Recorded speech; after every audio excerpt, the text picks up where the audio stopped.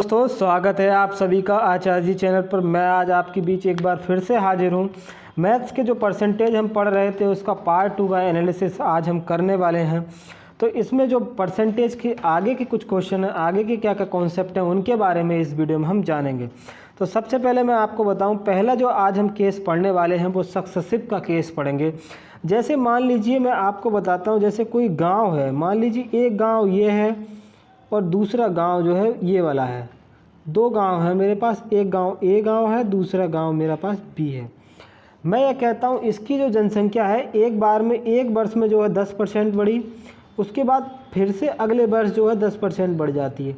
तो ये जो है 10% पे 10% बढ़ रही है। तो जो 10% एक बार बढ़ी, उसके बाद जो एक वर्ष हो जाती है उसके बाद उस पर 10% बढ़ती है। तो ये जो केस होता है मेरा 10% का। इसी तरीके से अगर दूसरा गांव है मेरे पास, 20% मैंने एक बार बढ़ाई है एक वर्ष में, दूसरे बार मेरी फिर से 20% बढ़ जाती है। तो जो नेट मेरा परसेंटेज आएगा वो क्या आने वाला है, इस कॉन्सेप्ट के बारे में हम आज चर्चा करेंगे। तो सबसे पहले मैं एक क्वेश्चन ले लेता हूँ। जैसे मान लीजिए कोई भी एक गांव है जिसमें जो है हर वर्ष जो है जनसंख्या वहाँ की 10% बढ़ जाती है। तो मैं परसेंटेज का सक्सेसिव का केस बताऊँगा, आप ध्यान से समझिएगा इसको। तो अगर 10% है, मैंने इसको फ्रैक्शन में करने का बताया था, तो इसको आप फ्रैक्शन में करेंगे तो 1/10 इसका फ्रैक्शन आ जाएगा। तो हमारी 10% बढ़ रही है, यानी कि जो नीचे वाला होता है वो हमारा बेस होता है, ऊपर जो है जो हमारा इंक्रीमेंट हो रहा है वो हो जाता है हमारा। तो एक साल में बढ़कर हमारी कितनी हुई, 10 से जो है हमारी 11 हो जाती है। मैं आपसे कहता हूँ 2 वर्ष में जो है अगली जो जनसंख्या है वो कितनी बढ़ जाएगी। तो अगली बार में भी कितना, 10 से 11 ही। तो ये मेरा सक्सेसिव होता है। तो इसको अगर मैं निकालता हूँ तो ये मल्टीप्लाई करूँगा, 100 आ जाता है, यहाँ मेरा 121। तो जो नेट मेरा परसेंटेज बढ़ता है यहाँ से 100 से 121 हो रहा है मेरा, तो 21/100। और अगर इसका परसेंटेज निकालूंगा तो 100 से मल्टीप्लाई करूँगा, जो कि मेरा 21% की जो है बढ़त आ जाती है। तो इस तरीके से जो है इस तरह के क्वेश्चन को निकालते हैं। मैं आपको क्वेश्चन लेता हूं, जैसे कि अगर मान लीजिए किसी भी गांव की जनसंख्या 10% जो है बढ़ती है, पहले वर्ष जो है इसकी जनसंख्या 1000 थी, तो 3 वर्ष बाद जो है इसकी जनसंख्या कितनी हो जाएगी, मुझे ये बताना है। इस क्वेश्चन को मैं कैसे करूँगा आप इसको समझिएगा। 10% का फ्रैक्शन सबसे पहले मैं बताता हूँ 1/10 होता है। इस बार जो है 3 वर्ष का सक्सेसिव केस मुझे लगाना है। तो 10 से मेरी क्या हो रही है, 11 हो रही है, ये एक वर्ष का हो गया। दूसरे वर्ष की बात करूँ फिर 10 से 11 हो जा रही है, तीसरे वर्ष में फिर मेरी 10 से 11 हो जा रही है। टोटल मेरी जनसंख्या कितनी हो रही है, यहाँ पे मेरी 1000 हो गई, गुणा करूँगा तो यहाँ मेरी कितनी आ जाएगी, 1331 मेरी जनसंख्या आ जाएगी। तो पहले वर्ष जो जनसंख्या थी वो 1000 थी, और जो 3 वर्ष के बाद जनसंख्या होगी वो मेरी 1331 हो जाएगी। इस तरह के क्वेश्चन में और भी काफ़ी तरह की चीज़ें आती हैं। जैसे अगर मान लीजिए 25% का जो है इंक्रीमेंट आ रहा है 2 वर्ष के लिए, तो अगर मैं 1/4 कर देता हूँ तो 4 से मेरा 5 हो जाएगा, फिर 4 से मेरा 5 हो जाएगा। तो जो मेरा सक्सेसिव केस आएगा ये 16 आएगा, ये 25 आएगा। मान लीजिए कोई भी गांव है जिसकी जनसंख्या स्टार्टिंग में जो है 6400 थी, तो 2 वर्ष के बाद जो है बताइए जनसंख्या कितनी होगी, क्योंकि 25% वहाँ पे बढ़ रही थी। तो पहले मेरी जनसंख्या 6400 है, तो मैं यहाँ से एक रेशियो की वैल्यू निकाल लूँगा। तो 6400 को 16 से डिवाइड करूँगा तो 400 मेरा ये आ जाएगा। तो अब जो है मेरी 25 की वैल्यू अगर निकालूंगा तो 25 × 400 अगर निकालता हूँ मैं, तो ये कितना हो जाएगा, ये देखिए 10,000 जो है मेरी जनसंख्या 2 साल के बाद हो जाने वाली है। ये जो है सक्सेसिव का केस होता है। इससे रिलेटेड काफ़ी क्वेश्चन एग्जाम में पूछे जाते हैं। अगला केस में बात करूंगा आपसे इलेक्शन के बारे में। इलेक्शन में जो है इलेक्शन से रिलेटेड किस तरह के क्वेश्चन आते हैं वो मैं बताता हूँ। इसमें क्वेश्चन ये होता है, जैसे मान लीजिए कोई भी 2 प्रत्याशी हैं, तो 2 प्रत्याशी जो है टोटल जो परसेंटेज वोट होता है वो मैं मानता हूँ कि 100 जो है टोटल वोट हैं, क्योंकि 100% ही होता है। कहीं पर भी अगर वोट पड़ेगा तो 100% से ज़्यादा तो पड़ने वाला है नहीं, तो हम 100 ही मान लेते हैं उसको। अगर मान लीजिए उन्होंने कहा कि जो है जीतने वाला जो प्रत्याशी है उसको 52% वोट मिलते हैं, तो जो हारने वाला प्रत्याशी है वो उसको कितने वोट मिलेंगे, 48% वोट मिलेंगे, जाहिर सी बात है। और जो प्रत्याशी हारने वाला है वो कितने % वोट से हारेगा, वो 4% वोट से हारेगा। हारेगा कि नहीं हारेगा। अगर यही इस तरीके का मैं क्वेश्चन बना देता हूँ आपके लिए, देखिए क्वेश्चन क्या बनाता हूँ, आप सुनिएगा। जैसे मान लीजिए कोई भी एक गांव में 2 प्रत्याशी हैं, वहाँ पर जो है एक प्रत्याशी जो है 52%, जीतने वाला 52% वोट पाता है, और हारने वाला तो 48% पाएगा ही। तो जो उनके हार का जो प्रतिशत है, जो प्रत्याशी जीतने वाला है, वो जो है 4000 वोट से हमारा प्रत्याशी जीत जाता है। तो आप मुझे टोटल वोटों की संख्या उस गांव में बताइएगा। इस क्वेश्चन को कैसे करेंगे समझिएगा। जैसे मैंने मान लिया टोटल मेरे पास 100% वोट, मैंने 100 मान लिए, टोटल मैंने 100 मान के चलता हूँ। 40 to 52% तो इसको मिलने वाले हैं, 48% हमको किसको मिलेंगे, दूसरे वाले प्रत्याशी जो होगा उसको मिलेंगे। तो जो जीत का प्रतिशत होगा वो हमारा 4% होने वाला है। हमको क्वेश्चन के अकॉर्डिंग दिया गया है कि वो जो है 4000 वोट से जीत जा रहा है।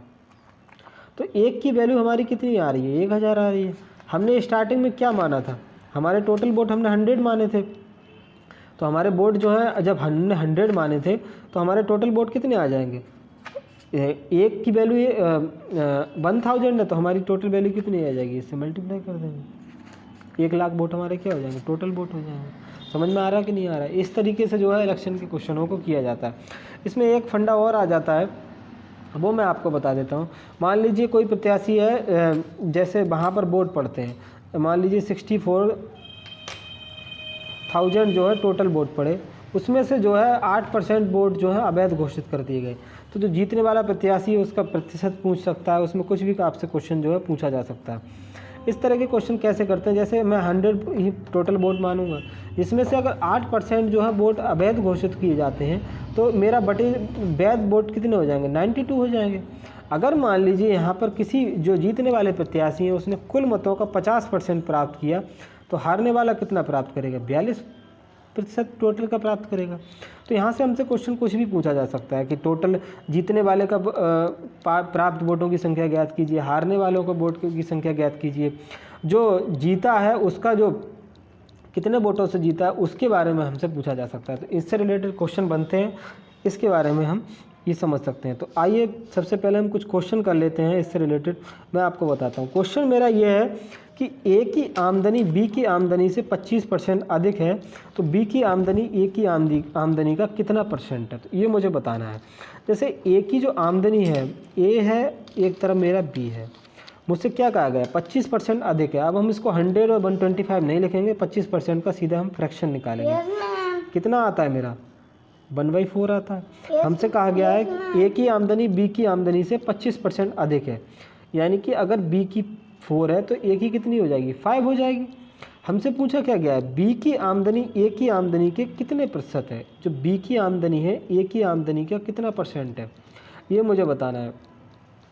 ये जो बी की आमदनी जैसे 4 है, ये ए की आमदनी का कितना परसेंट है, तो 4 है, 500 मल्टीप्लाई करेंगे तो कितना आ जाएगा, ये इसको हम करेंगे तो 80% जो हो जाएगा हमारा सही आंसर हो जाएगा।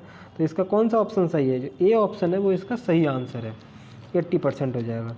दूसरा क्वेश्चन मेरे पास है कि एक टोकरी में जो है 480 सेब हैं, जिनमें से 288 सेबों को जो है कुछ मित्रों में बांट दिया जाता है, तो टोकरी में शेष सेबों का प्रतिशत मुझे बताना है।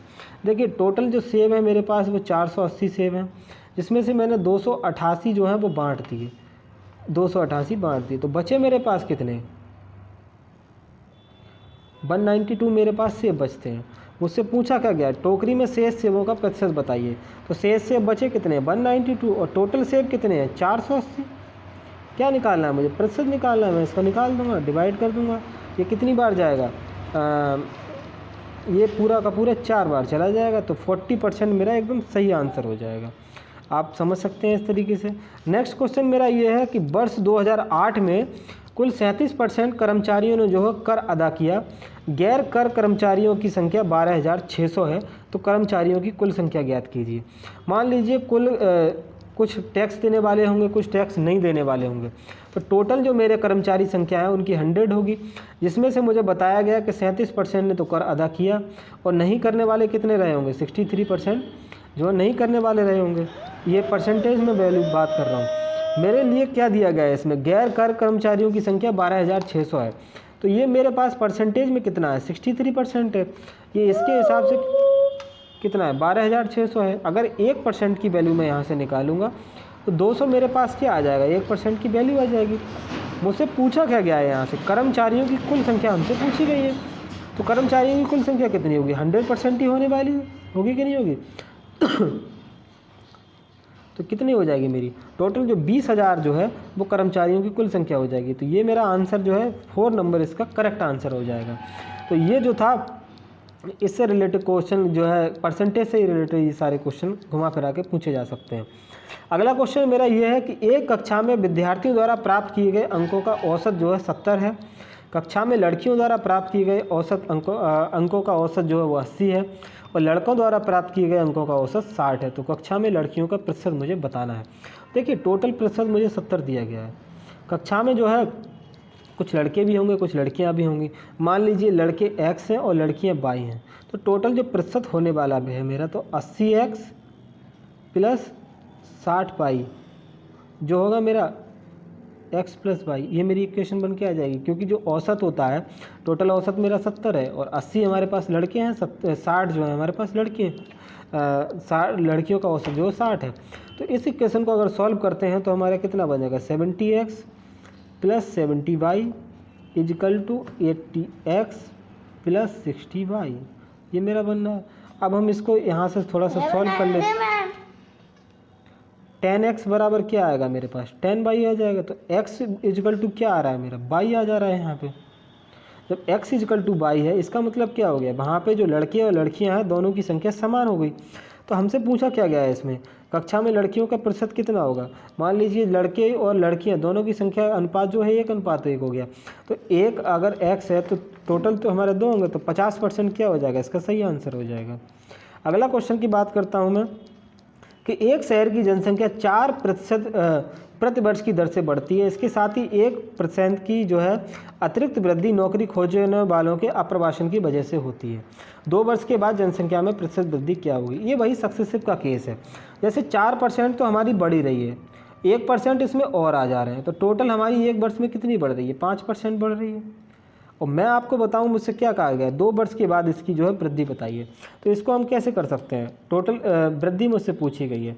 देखिए इसका एक तो डायरेक्ट फार्मूला होता है और जो बेसिक है उससे भी आप इसको कर सकते हैं। अगर डायरेक्ट फार्मूला की बात करूं, जो हमारा सक्सेसिव का डायरेक्ट फार्मूला होता है, अगर 2% बढ़ रही हैं तो बढ़ने वाली percent a plus B plus AB upon 100 आप लगाएंगे, तो इससे जो है हमारी बढ़ी हुई परसेंटेज निकल के आ जाएगी।